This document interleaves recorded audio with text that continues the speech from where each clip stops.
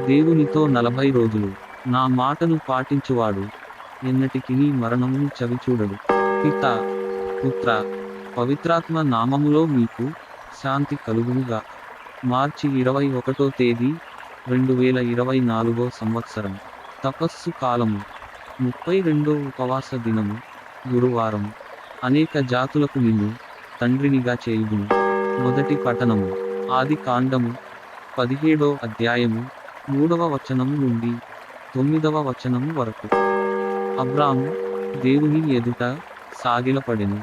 దేవుడు అతనితో మాట్లాడుచు, నేను నీతో ఒడంబడిక చేసుకొనుచున్నాను. నీవు అనేక జాతులకు తండ్రివగుదువు. ఇకముందు నీ పేరు అబ్రాము కాక అబ్రహాముగా ఉండును. అనేక జాతులకు నిన్ను తండ్రినిగా చేసితిని. నీ సంతతిని పెంపొందింపజేయుదును. నీ నుండి జాతులు ఏర్పడును. నీ నుండి రాజులు పుట్టెదరు. నీ ఎడల నీ సంతతి ఎడల నా ఒడంబడిక చెల్లును.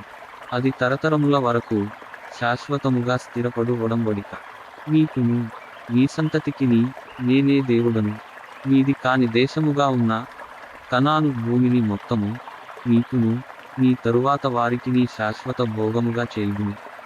నీ తరువాత వారికి సైతము నేనే దేవుడను అని చెప్పెను. దేవుడు అబ్రహాముతో ఇంకను ఇట్లనెను, నీవును నీ సంతతి వారును తరతరముల వరకు నా ఒడంబడిక చెల్లునట్లు చూడవలయును. ఇది ప్రభువు వాక్కు. ప్రత్యుత్తర గీతము. కీర్తనల గ్రంథము 105వ అధ్యాయము 4 నుండి 5, 6 నుండి 7, 8 నుండి 9 వచనములు.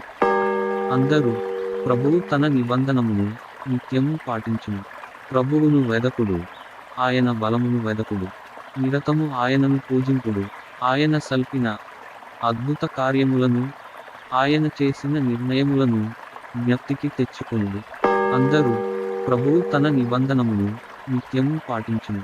ప్రభువు దాసుడైన అబ్రహాము సంతతి వారును, ప్రభువు ఎన్నుకొనిన యాకోబు వంశజులునైన మీరును, ఆయన సల్పిన అద్భుత కార్యములను, ఆయన చేసిన నిర్ణయములను జ్ఞప్తికి తెచ్చుకొనుడు.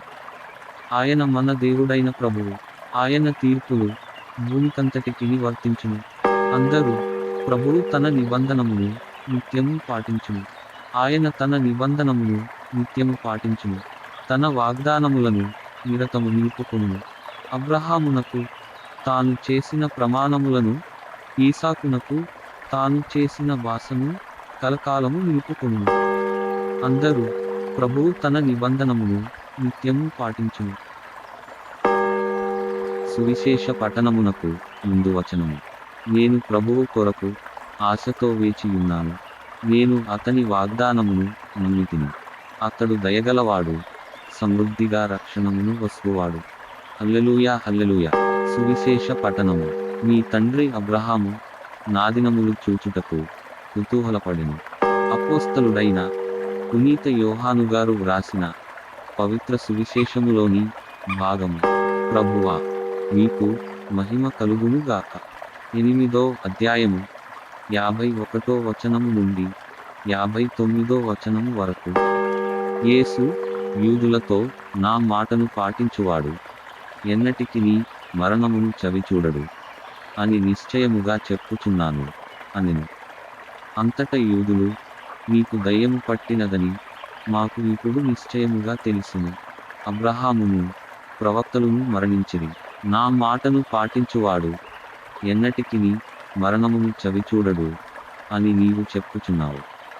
మా తండ్రి అయిన అబ్రహాము మరణించెను. నీవు అతని కంటే గొప్పవాడవా? ప్రవక్తలును మరణించిరి. నీవు ఎవడవని అనుకొనుచున్నావు అని పలికిరి. అందుకు యేసు, నన్ను నేను మహిమపరచుకొనిన ఎడల అది మహిమ కానేరదు. నీ దేవుడని మీరు చెప్పుకొనుచున్న ఆ నా తండ్రియే నన్ను మహిమపరచుచున్నాడు. మీరు ఆయనను ఎరుగరు, కానీ నేను ఆయనను ఎరుగుదును. నేను ఆయనను ఎరుగనని చెప్పిన ఎడల మీవలే సత్యవాదిని అగుదును. అయితే నేను ఆయనను ఎరుగుదును, ఆయన మాటను పాటించుచున్నాను.